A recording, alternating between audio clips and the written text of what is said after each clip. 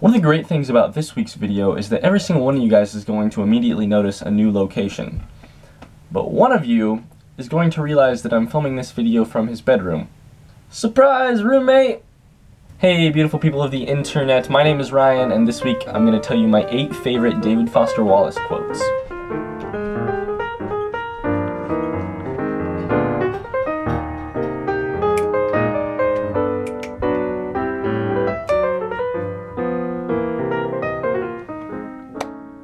Disclaimer, I'm gonna leave a few words out so that we can keep it PG here on For the Love of Ryan. Okay, David Foster Wallace, my favorite author.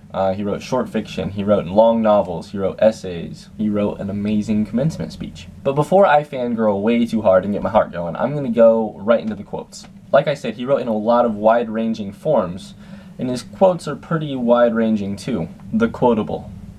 The truth will set you free, but not until it is finished with you. The deep. Almost nothing important that ever happens to you happens because you engineer it. Destiny has no beeper.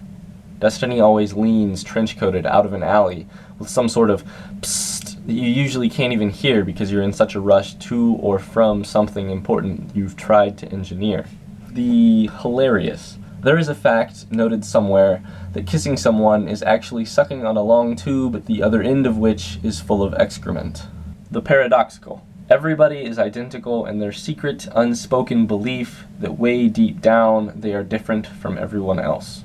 Besides all of that, he also has some great thoughts on art. For example, what the really great artists do is they're entirely themselves. They're entirely themselves, they've got their own vision, they have their own way of fracturing reality, and if it's authentic and true, you will feel it in your nerve endings.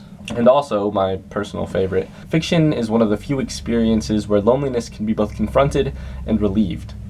Drugs, movies where stuff blows up, loud parties, all these chase away loneliness by making me forget my name's Dave, and I live in a 1x1 box of bone no other party can penetrate or know. Fiction, poetry, music, and things like it, these are the places, for me, where loneliness is countenanced, stared down, transfigured, treated.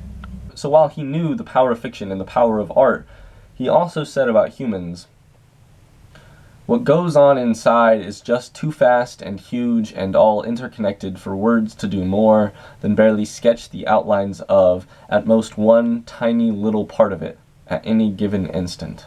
And for his last quote, I can't, though I wish I could, read his entire commencement address to Kenyon College right now for limits of time. But I'll put the link to the video below, and if you watch one YouTube video in all of 2015, watch this one. It's called This Is Water. But I will quote a little bit of it right now.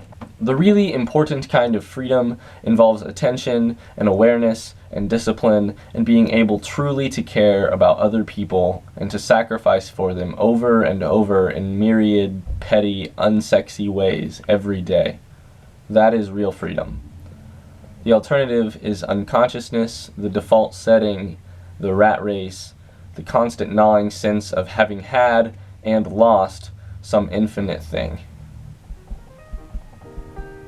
Alrighty, thanks for listening to me talk about my favorite author and fangirl so hard.